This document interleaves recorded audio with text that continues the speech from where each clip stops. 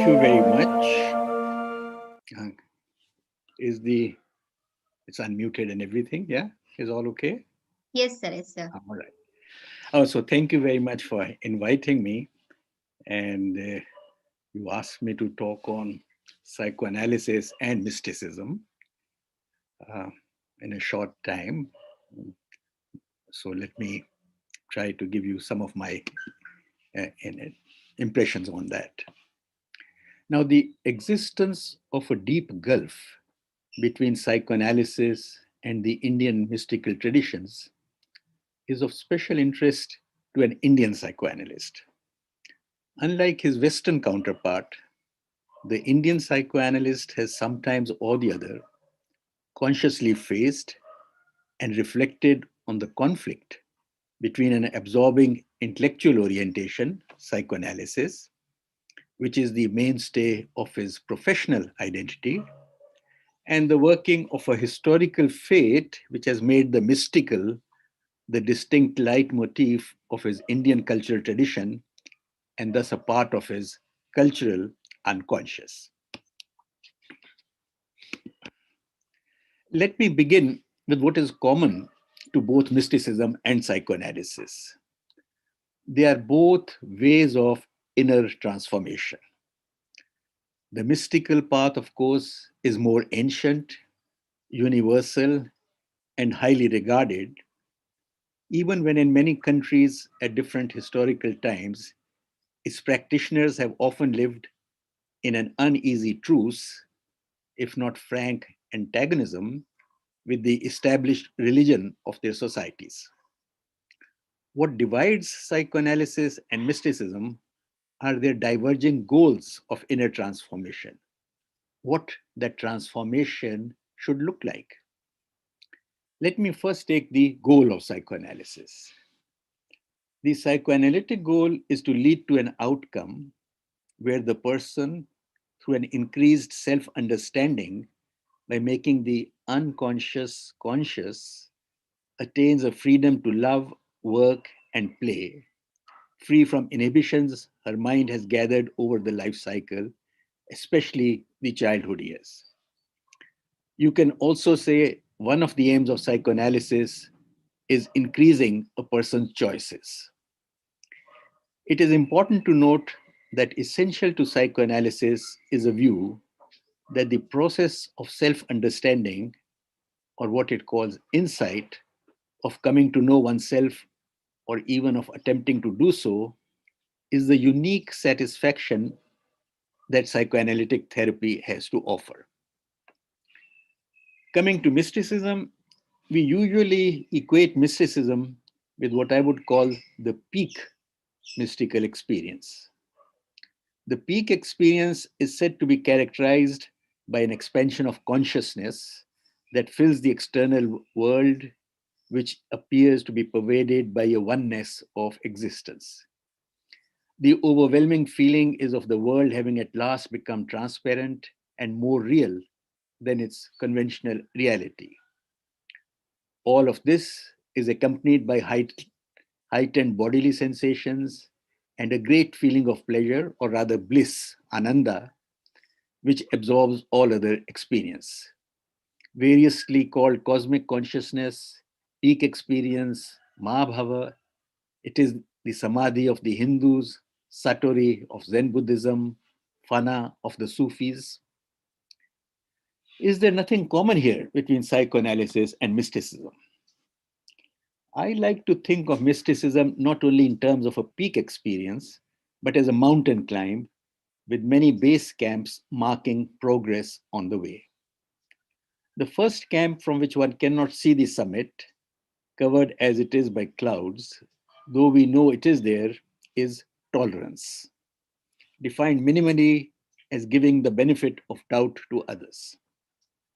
The second camp, a little higher, can be said to be compassion, while the third and the last camp, from where one climbs to the summit, is empathy, the feeling into another person, although, of course, empathy can also encompass a feeling into nature. The point is that the spiritual climb fosters deeper and deeper feelings of connectedness although only a few rare saints can reach the summit, the peak experience. Most of us can consider ourselves fortunate if we can catch a glimpse of the peak from the base camps of tolerance, compassion, and empathy. We need to recognize that psychoanalysis too is a spiritual climb insofar as it makes these base camps accessible, even when it prefers to stop short or negates the existence of a summit. It seems to me that one reason for the friction between psychoanalysis and mysticism arises from the fact that they essentially cultivate the same field, what is called the self, and with not dissimilar methods that attempt to look inwards. Mutual irritation is bound to follow as the two keep on bumping against each other. Historically, the psychoanalytic practice of healing, what was at that time called soul disturbances, was too near that of numerous occultists and faith healers who operated at the fringes of the established churches in Europe. The psychoanalytic method was too close to older introspective techniques that drew their sustenance from religion. Craving respectability as a science, it is understandable that psychoanalysis would seek to sharply demarcate its boundaries and differentiate its methods from comparable mystical techniques that antedated so vastly in the history of human consciousness. Besides the vagaries of history and the imperatives of its own evolution, I believe the antipathy of psychoanalysis towards mysticism has been largely precipitated by their different worldviews, or as I prefer to call it, their different visions of reality. Disseminated through myths and legends, proverbs and metaphors, enacted in religious rituals, conveyed through tales told to children, given a modern form in films, glimpsed in admonitions of parents, as also in the future vistas they hold out to their children, a vision of reality is absorbed from early on in life, not via the logic of the head, but via the emotional stirrings of the heart and the body in which this cultural reality is encoded. These are not philosophical doctrines that are relevant only for religious and intellectual elites, but beliefs and attitudes, many of them not conscious, that are reflected in the lives, songs, and stories of a vast number of people who share a common culture. It is the vision of reality that interprets central human experiences and answers perennial questions on what is good and what is evil, what is real and what is unreal, what is the essential nature of men and women and the world they live in, and what is a person's connection to nature, to other human beings, and to the cosmos. The psychoanalytic vision of reality is primarily a tragic one. It is tragic insofar as it sees human experience pervaded by uncertainties and absurdities, where a person has little choice but to bear the burden of unanswerable questions, inescapable conflicts, and incomprehensible afflictions of fate.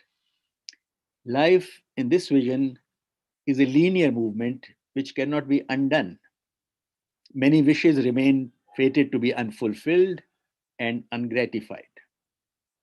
On the other hand, the Indian mystical vision of reality offers a romantic quest, a goal. Life's journey is a search, and the seeker, if he or she withstands all the perils of the road, will be rewarded by an exaltation beyond normal human experience, an access to a higher consciousness than the one mediated by our senses. Trapped in their respective visions of reality, psychoanalysts and mystics have generally shown a mutual disdain.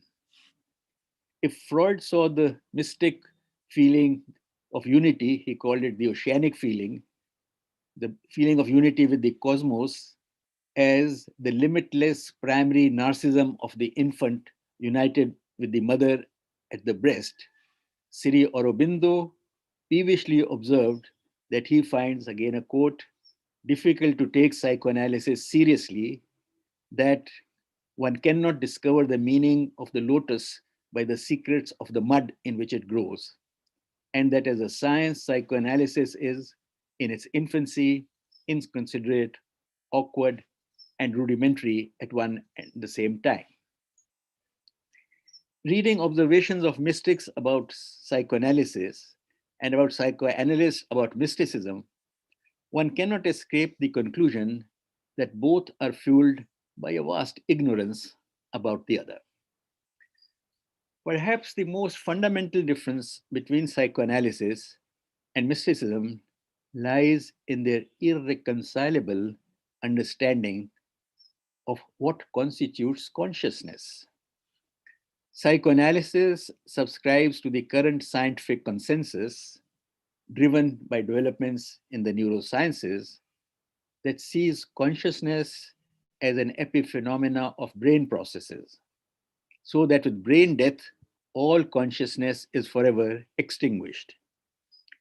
In the mainstream of mystical thought is the idea of a personal consciousness being part of a universal consciousness from which this individual personal consciousness emerges at birth and into which it ultimately, after many lives, dissolves at death. In more modern language, one would say that for mystics, the brain is but a filter through which the universal consciousness, cosmic self, filters in space time to form individual personal selves. In the mystical model, my individual consciousness is not an emergent, fragile property of my brain processes, as conventional neurosciences would have it, but exists independently of the brain that has filtered it through neurological, cognitive, cultural, and social processes. Consciousness does not originate in the brain, which is but a filter. Mystics, it is believed, can bypass this filter and tap into universal consciousness. Even if the two models of consciousness are irreconcilable, are there ways that psychoanalysis and mysticism can still learn from each other? My answer is a qualified yes. For mysticism, it would be helpful to have the criteria to distinguish, in spite of surface resemblances, a genuine seeker or an adept from someone who is suffering from mental illness, a person for whom mysticism is but a way station, a last defense against impending mental disintegration. Spiritual teachers also need to realize that even the most powerful and transformative spiritual experiences do not completely rearrange the psyche. A self that has been developing since birth and is, so to speak, physiologically embedded deep in the neuronal networks of the brain cannot be wiped out by even the most powerful mystical experience. This experience may create new neuronal pathways without, however, erasing the old ones. In times of personal crisis, brought on by great psychological stress or serious illness in old age, there may be an automatic regression to the earlier self as its cut-off parts or unresolved psychological conflicts once again demand a hearing. This is a possibility to which neither the mystic nor the seeker is immune. It is especially at these times that mystical traditions need to welcome psychoanalysis, which more than many other psychotherapy shares their quest for the growth of wisdom and the realization of a higher self. They need to understand the psychoanalytic viewpoint that psychological pain need first not to be eliminated but understood. Elimination or reduction of suffering is then a byproduct or a consequence of understanding.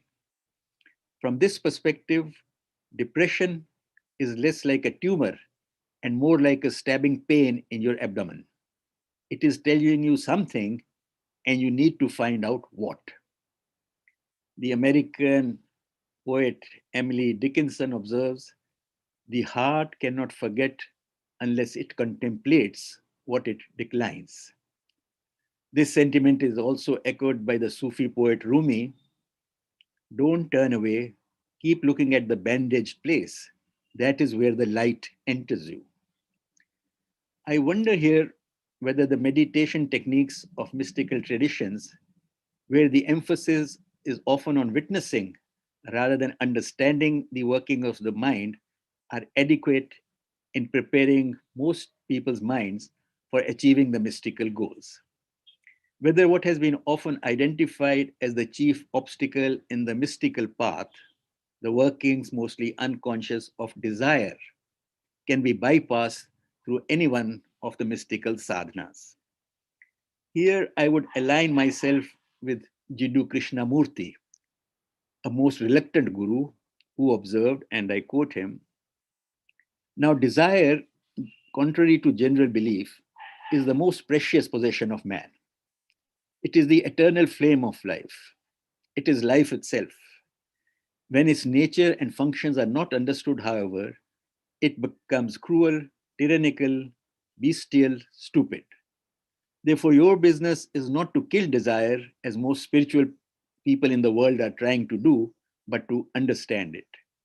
If you kill your desire, you are like the withered branch of a lovely tree. Desire must keep growing and find out its true meaning through conflict and friction. Only by the continuance of the conflict can understanding come. This is what most people do not see. As soon as the conflict comes and the sorrow born of conflict, they at once seek comfort. Comfort, in its turn, breeds fear. Fear leads to imitation and the sheltering behind established tradition.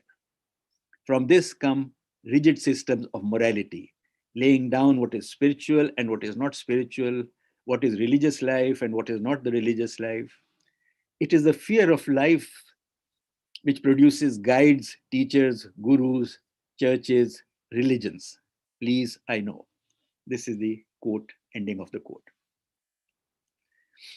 It can only be helpful to an aspiring mystic to familiarize himself or herself with the various disguises of desire psychoanalysis has uncovered, including the ones in our dreams.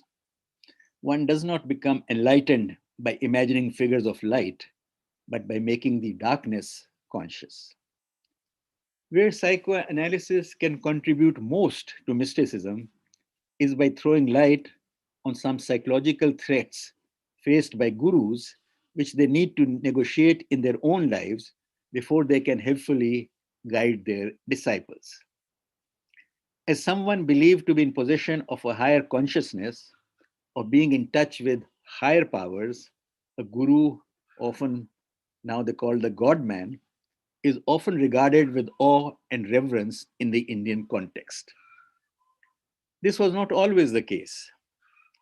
In Vedic times, 1500 to 500 before the Common Era, when a human being's encounter with the sacred mysteries took place through ritual, the guru was more a guide to their correct performance and an instructor in religious duties. A teacher deserving of respect and a measure of obedience, he was not yet the mysterious figure of awe and venerated incarnation of divinity. In the later Upanishadic era, 800 to 500 before the Common Era, the polar shift begins as the person of the guru starts to replace Vedic rituals as the path to spiritual liberation. He now changes from a knower and dweller in Brahman to being the only conduit to Brahman. Yet the Upanishadic guru is still recognizably human, a teacher of acute intellect, astute and compassionate, demanding from the disciple the exercise of his reason rather than exercises in submission and blind surrender. Here, the ideal of the Hindu guru was not too far removed from the Buddhist master, who too constructed experience near situations to illustrate a teaching and who saw the master disciple relationship as one of potential equals with spiritual insight as its goal. The change from the teacher image of the guru received its greatest momentum with the rise of bhakti cults in both North and South India, starting from 6th century after the Common Era.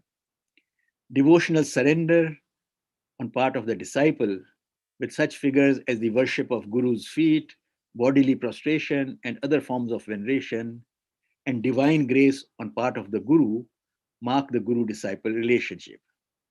The Guru is now an extraordinary figure of mystery and power, the God man. Guru is Brahma, Guru is Vishnu, Guru is Maheshwara, is a verse familiar to many Hindus. It is forgotten that the mystic Guru may know Brahman, but that is all he knows, not physics, not stockbroking, not neurosciences. There are not many gurus who are aware of the psychological danger posed by this massive idealization of their person by the disciple, a danger that increases exponentially with the number of one's followers and one's prominence as a guru. Negative feelings and the malignant projections of other towards oneself are easier to handle. It's easier for me to handle if you abuse me. They cause severe psychological discomfort, yes, but they compel us to reject them by discriminating inside between what belongs to us and what other people are projecting onto us. This painful motivation for repelling the invasion of the self by others does not exist when such projections are very gratifying to our narcissism, to our self esteem, as they are invariably in case of adoring followers. Who doesn't like to hear how great you are, how wonderful, how loving, how wise you are? It is difficult not to at least smell the incense smoke being burnt at your altar by so many proclaiming your greatness. A retreat into a feeling of omnipotent grandiosity, while in the sexual sphere, a retreat into sexual perversion has been reported often enough to constitute a specific danger of the guru role. It is sad to hear or read reliable reports about 70-year-old gurus who become peeping toms as they arrange with all the cunning of a voyeur to spy on their teenage female disciples, generally Western, undressing for the night in the ashram. The promiscuity of some other gurus, pathetically effortful in the case of elderly bodies with a tendency to flag, is also too well known to merit further repetition. On its part, psychoanalysis too has much to learn from mystical practices in fine tuning and increasing the sophistication of its own methods in the clinical setting. First, in psychoanalytic therapy, one seeks access to the client's unconscious through methods such as free association, that is, saying whatever comes to the mind, paying attention to the client's slips of the tongue, hesitations, dreams, fantasies, and to what is going on unconsciously between the client and the therapist. Language and words play a vital role in psychoanalytic therapy. From the mystical perspective and its emphasis on direct experience, language and words distract us from this direct experience. They create distance from the immediacy of experience in order to do the cognitive work necessary for communication to the therapist. This disdain for language is shared by most mystical traditions. The 16th century Saint Dadu puts it this way, I quote, "The guru speaks first to the mind, then with the glance of the eye. If the disciple fails to understand, he instructs him at last by mouth. Sir, He sorry that to un- interrupt. Yeah, we have a couple of minutes for winding up the session, sir. Thank you. He that understands the spoken word is a common man. He that interprets a gesture is an initiate. He that reads the thought of the mind unsearchable, unfathomable is God. Here, psychoanalysis diverges from mysticism, but it can heed mysticism's warnings on the limitations of language and become much more sensitive to the nuances of silence and other nonverbal communication in the therapy setting. Second, the analyst's recommended psychic state when he's listening to the patient is supposed to be an evenly suspended, free floating attention. When examined closely, this free floating attention seems to be as much, if not more, belong to the meditative practices of mystical tradition. Consider, for instance, Freud's description of the therapist's psychic state as he listens to the patient. I quote, experience soon showed that the attitude which the analyst could most advantageously adopt was to surrender himself to his own unconscious mental activity in a state of evenly suspended attention to avoid as far as possible reflection and the construction of conscious expectations, not to try fix anything that he heard particularly in his memory, and by these means catch the drift of the patient's unconscious with his own unconscious. In such comparisons and descriptions, expert meditators will not fail to recognize advanced stages of meditative contemplation in certain Hindu and Buddhist mystical disciplines, such as the Shamta practice of sitting meditation without object and goal. And if, as has been reported, meditation increases one's empathy, then I can imagine a meditative practice also becoming part of a budding psychoanalyst training, since empathy also constitutes the foundation of psychoanalytic work with the patient, essential for gathering data for interpretations made by the analyst. So, in conclusion, in spite of their divergences in goals, visions of reality, and views of the self, psychoanalysis and mysticism can indeed profitably learn from each other as far as their practices are concerned. Thank you.